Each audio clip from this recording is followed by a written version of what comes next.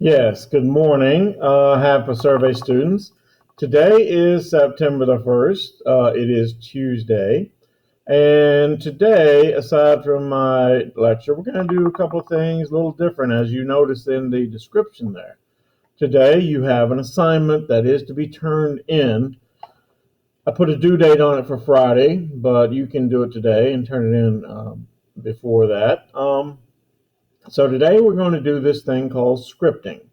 And once again, scripting is where I show you a educational type video documentary, and I will stop it and pause it a lot. And you are to submit to me basically a list of bulleted notes.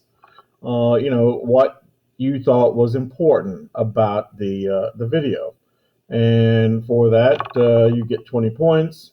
And to be honest, this assignment we're going to do today and tomorrow on Wednesday, and so yeah.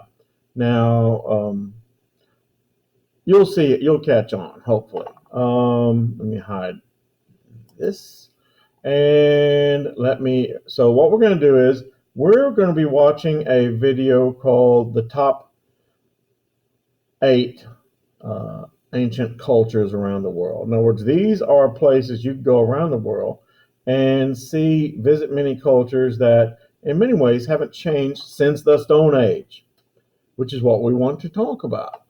And so what you want to make sure that you get done, you want to make sure you list each one of the 8 cultures, and it begins with India. Okay? And I'm going to have the pause switch. I'll stop it. We're going to try and get 4 of them done today. And so remember, you're to make a bullet notes, and then you submit that when you finish. It's pretty cut and dry. I need to give you some grades, basically. And these kind of assignments are the kind of assignments that help buoy up your grades in case you do not perform especially well on the test. And so let's go to the Travel Channel. Back when the Travel Channel actually talked about travel. And we're talking about India, and we go. At number 8 in our countdown of the world's best ancient cultures, India, one of the oldest civilizations on Earth and leading industrial power. Which other world power has camels and elephants as common city transport?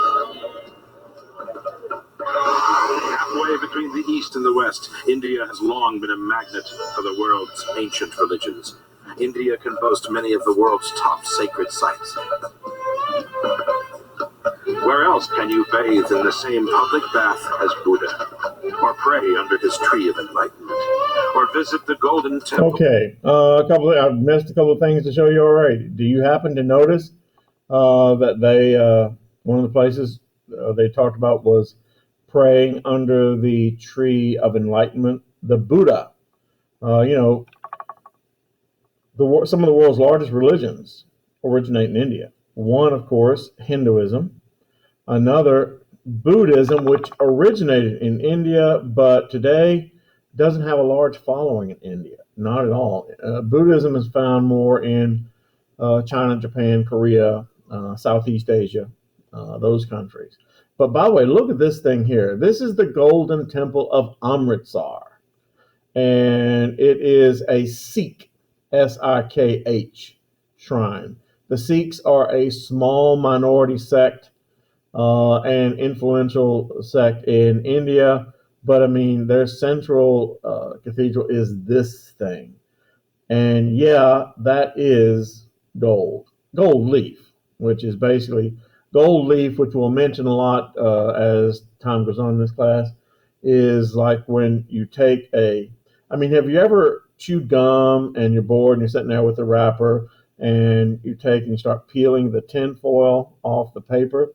Well, imagine if that tin foil were gold, and then they glue it to surfaces like that you see there. And yeah, this is the Golden Temple of Amritsar. The Sikhs' most holy place of worship and pilgrimage. Yeah. India is also home to the world's second largest Muslim community. One of the things we study in Arts and Humanities, HAVPA survey, is religion. And here's the thing about India and Islam. I mean, it's interesting, so interesting. Most people, when they think of Islam, they think Arabs. They think, Muslims are Arabs. That's wholly incorrect. In fact, in the Muslim world, and remember that Muslims make up 20% of the world's population, approximately, that in the Muslim world, only about 5% of the Muslim world are actually Arab. Um, most people think they're Arab because most of the terminologies associated with Islam are of Arabic origin. Because, to be honest, Muhammad came from Saudi Arabia. In fact, the country with the largest Muslim population is Indonesia. The country with the world's second largest Muslim population is India. And here's what's interesting about that. In India, Muslims are a minority. Yeah, I mean, India has the world's second largest Muslim population, but in India, Muslims are a minority. The primary religion in India, Hindus. And that has been a cause of great contention. Country with the third largest population of Muslims, Pakistan. Yeah, Saudi Arabia is, probably not even in the top 10. But what dominates is Hinduism. The Yes. religion is so old, it has no recording. Now, see all this art decorations? See how the woman was painting herself? That's the kind of art we're talking about. The most sacred Hindu site is Varanasi, or the City of Light. Here, pilgrims come from all over India to wash away their sins. In the river Ganges. This is the Ganges River, a river that is holy to Hinduism. It is a river that begins in the Himalayas, far up in the Himalayas, and then empties out into the Bay of Bengal. And right here, the place we're looking at here, I'm not sure about bathing in this river, although Hindus think and consider it as a very valuable, very integral part of their faith to bathe in the holy Ganges. To be honest, the holy Ganges is an open sewer when it gets to this point. Because that's how it's used. Holy Ganges. Many come to die or have their ashes thrown into the river, which Hindus believe will free them from the cycle of death and rebirth. At the heart of Hinduism is reincarnation. Everything is sacred. Now you see all this coloring here? That's a cow. They're decorating a cow. Cows, I wouldn't say are sacred to India, but the cows are in the levels of life. Cows occupy the highest level of animals. Everything has a god. The 1 billion Indians have 330 million gods. So, did you hear what he just said? There are 330 million gods in Hinduism. 330 million. Well, that's one god for approximately every 3 people in India. It's hard to get your head around. Now, of course, the major gods of Hinduism are Brahma, Shiva, and Vishnu. But then there are all these minor gods. Like, for example, if you ever watch the Indiana Jones film, Indiana Jones, The Temple of Doom, there was actually, if you've seen that, there was actually a cult to Kali Ma, a cult that ritualistically killed people. And, they were a cult of thieves, actually. But yeah. One for every 3 people. Many gods are animals. In India, priests imitate mischief-loving sacred monkeys. Even rats are honored guests in tombs. The Jain sect takes the sacredness of life. Yeah, Jains, the Jainist sect of India, who believe. You see, a lot of people think, Hindus believe you can't kill any animal. That's not true at all. The Jains, however, do, which is a small minority sect. They believe that to kill the smallest, even an insect, is to commit a mortal, unforgivable sin. Extreme. A Jain who kills even the tiniest insect commits a mortal sin. ancient world is not just found in India's daily worship. India is a collection of different ancient worlds existing side by side. Let me get better volume for you Northwest, guys. the Great Indian Desert is the most populated desert on the planet, with 100 times more people than the Sahara. If you travel here, you will meet the Halaris, ancient nomads who cross the desert in search of fresh pasture.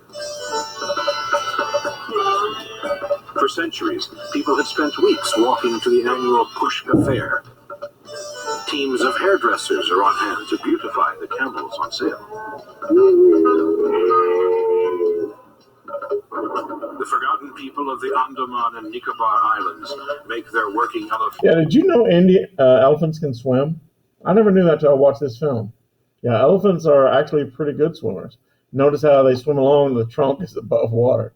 Yeah. And swim up to a mile between the 300-odd islands. At number 8, India is still essentially a world power with all its trappings and one of the world's fastest growing countries. But it makes it into our countdown because in so many communities, the 20th century has passed unnoticed. Coming up at number 7 in our countdown is a cultural heritage that has conquered every environment from the desert to the jungle, from the grasslands to the frozen north. Yes, North America. Okay, so you've written in your study guide, or rather, not in your, written in your assignment, North America. These refer to the native Indian tribes of North America. I think at some point I muted my screen, and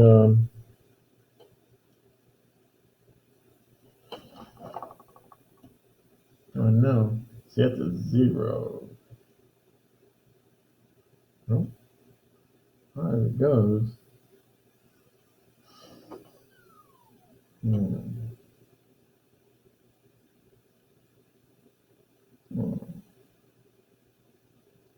Okay. All right. And so, yeah, these are the Native American tribes of North America. Indians, all the way from the, we use the word Eskimo, to the Plains Indians of the Great West. A barren, frozen desert, dark half the year, where compasses can't be relied on, and the wildlife resources seem non-existent. In the North American portion of the Arctic, winter temperatures can plummet to minus 58 degrees. That's 35 degrees colder than your average freezer. You'll have to brave these extremes if you want to come here. At number 7 are Native Americans. The Inuit tribes, a name that translates as the human beings, have survived here for many millennia. Often called Eskimo. No, Orton. Sorry, guys. Seasonal nomadic lifestyle and to move into modern settlements. Conquered every environment from the desert to the jungle, from the grasslands to the frozen north. Yeah, I backed that up. The Arctic, a barren, frozen desert, dark half the year, where compasses can't be relied on, and the wildlife resources seem non-existent. In the North American portion of the Arctic, winter temperatures can plummet to minus 58 degrees. That's 35 degrees colder than your average freezer. You'll have to brave these extremes if you want to come here. At number 7 are Native Americans. The Inuit tribes, a name that translates as the human beings, have survived here for many millennia. Often called Eskimos, in fact, they have never used the term themselves. Yeah, they use the word Inuit, I-N-U-I-T. 30 years ago, the Inuit were persuaded by the Canadian government to forsake their seasonal nomadic lifestyle and to move into modern settlements. Even so, transporting modern equipment up here is expensive. Every convenience must be shipped in by plane, and this can only be done when the weather is good. So the Inuit still depend on traditional hunting to feed and clothe their families. Better, no? Snowmobiles are very useful. They are one of the most expensive items in the community, and many people just can't afford them. So traditional dog sleds are still used on summer hunting trips. Dogs have no mechanical parts to break down. Seal hunting has always been at the heart of the Inuit economy. When hunting out in the wilderness, traditional seal and caribou skins are still the best material for coping with the harsh winds. To the Inuit, modern fabrics are simply not as efficient. Built up over centuries, the Inuit... All right, now, can anyone guess what this guy's doing? He's cut a hole in the ice. Can you guess what he's doing? He's cut a hole in this grand expanse of ice here. And what he is doing, he is waiting for a seal. Remember, seals are mammals who need to breathe. And he has this hole here, and he has to remain completely motionless, or the seal won't use it. The seal eventually comes to this hole, sticks his nose out for a breath of air. This guy has a spear that will spear and hook the animal. And then, after he's hooked him, he holds him underwater and drowns him. Then, I know that sounds terribly cruel, but yeah. And then, when he's dead, he pulls him out of the ice, and he uses every bit of the seal. Not just its meat, but also its bones for making weapons and tools and things of that nature. Of course, his skin for clothing, because in these bitter temperatures, the standard kind of clothing that we have today really don't cut it. You need animal skins. Its vast knowledge of Arctic wildlife has shown them that to be a successful hunter, they must remain motionless for up to 3 hours in minus 30 degrees.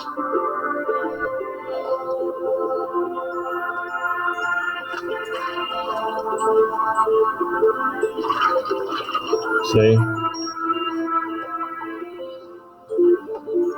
Today, the blades may be steel, but the harpoon design is thousands of years old.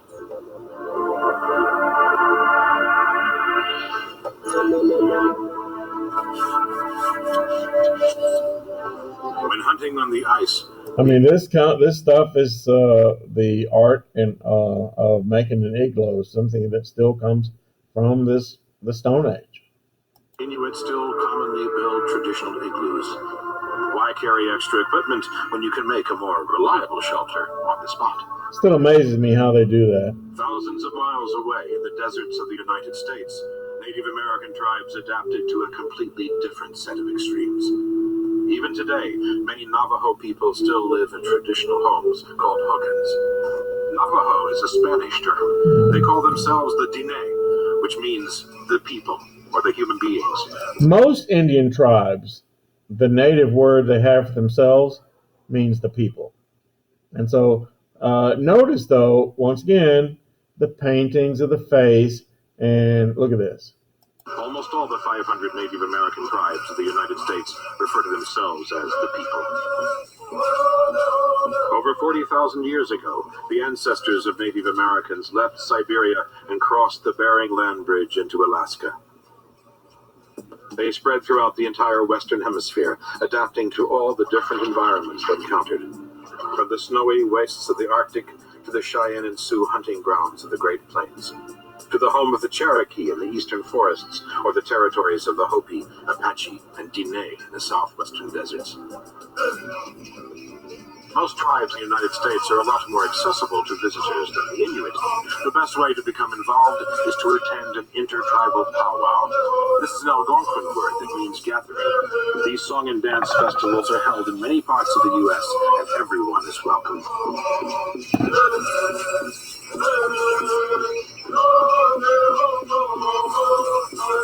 Even though Native Americans belong to the modern world, many tribes live a much more ancient life than is commonly known.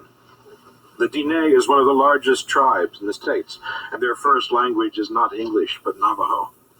Traditional weaving and basket. Yeah, now regarding Native Americans, let me say this.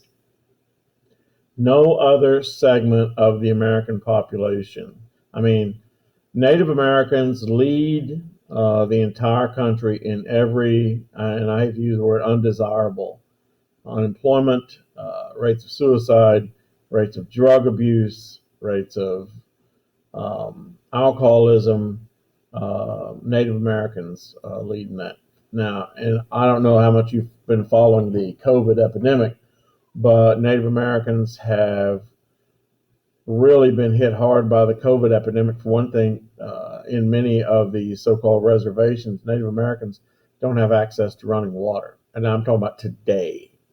They do not have access to running water for cleanliness and those sorts of things. And Native American tribes have really gotten hit hard. Now, they have made a recovery, but yeah. Making are still a vital part of their lives. And the ancient art of the medicine. Yeah, here we go. Look. Now, what we're going to look at here is very important. Notice how they make the art, their art. They use colored sand. And you can only imagine that it's how the cave paintings were made, except cave paintings were made up on the wall. Conventional medicine.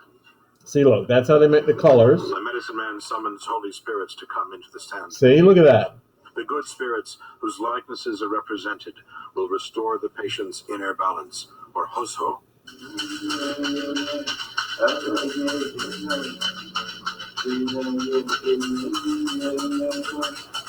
Native American tribes come in at number 7 in our countdown. For while many of these cultures still depend on their ancient ways, they have adapted to the technological age.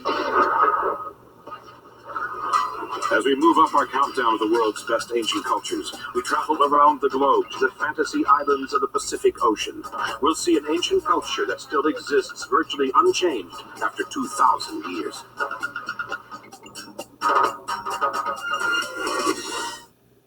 And we're going to stop there. We're going to stop there for today. And now for today, you are to submit those bulleted notes where it has the submit point on your assignments page. And yeah, we will come back to this tomorrow. And looks like probably the next day. But yeah, because this is very vital. This is the use of ancient art. And no, pizza is not a part of ancient art. And so with that, there we go. And let's stop this. And get rid of that. And